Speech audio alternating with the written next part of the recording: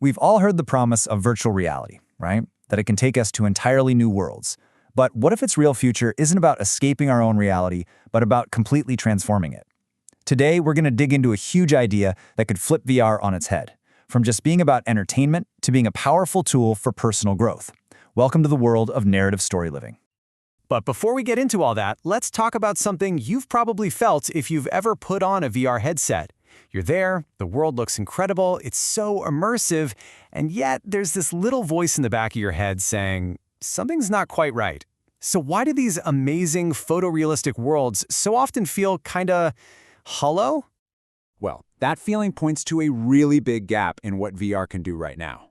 See, we've gotten amazing at the immersion part, at tricking our senses, but we haven't managed to convince the most important audience of all, our own brain. Our minds are just too good at sniffing out an illusion, and as long as they know it's not real, there's a limit to how much we can truly connect with the experience. And that's the real tug-of-war going on inside our heads. Your eyes and ears are getting all this input, screaming, this is real, you're here. But the thinking part of your brain, the part that looks for meaning and consequence, just calmly says, nope, it's a simulation. What you're left with is a world that feels like it's on rails. You're just walking down a path someone else designed, with almost no real room to write your own story. And this really boils down to one central issue. The way current VR handles time and space is just too narrow. It's almost always stuck in the here and now. And while that can be really immersive for a moment, it lacks the depth of a past and a future that's needed to build stories that actually mean something to us. So how do we get out of this trap?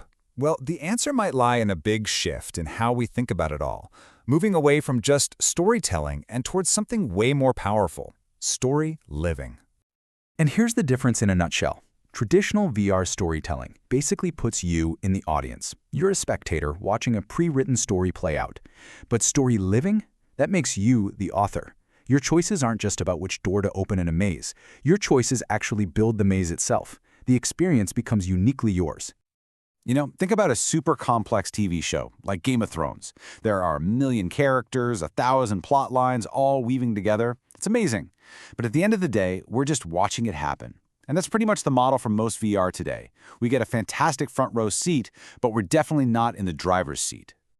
So the real goal here is to get past just influencing the story. The idea is to create a space where the line between you, the participant, and the story itself just completely dissolves. A space where, as the researchers put it, you don't just experience the story, you literally become it. And this brings us right to the heart of what we're talking about today. It's a whole new framework that really bridges that gap between passively watching a story and actively living one. And it's called narrative story living.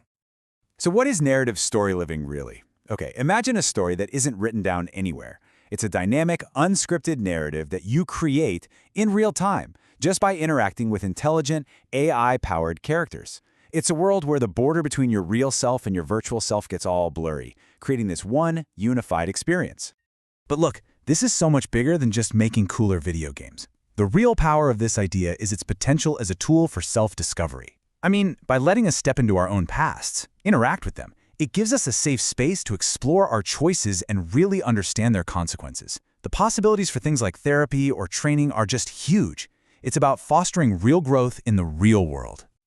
Okay, but to really make these personal histories come alive, we've got to rethink how time and space work in these virtual worlds.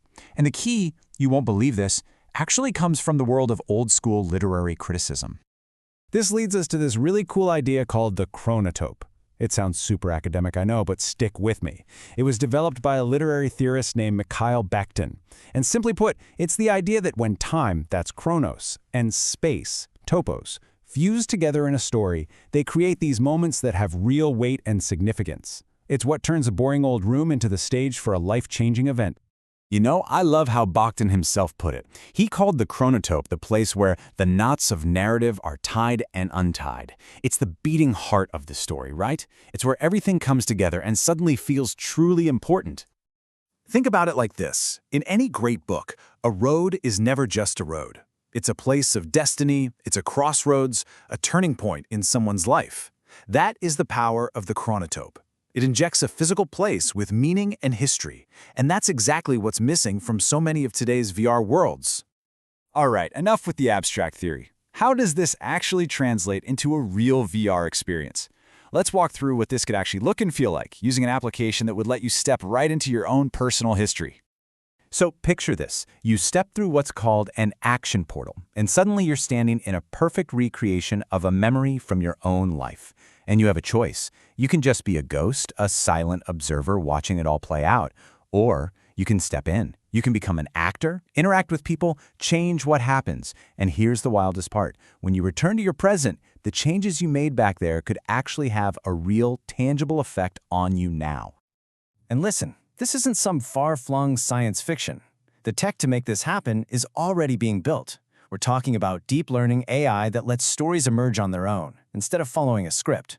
It creates worlds full of intelligent virtual characters who can improvise and build the story right alongside you. This is what changes VR from something you just watch to something you do, an active tool for figuring out who you are. So what we're looking at here is a massive paradigm shift in how we even think about VR.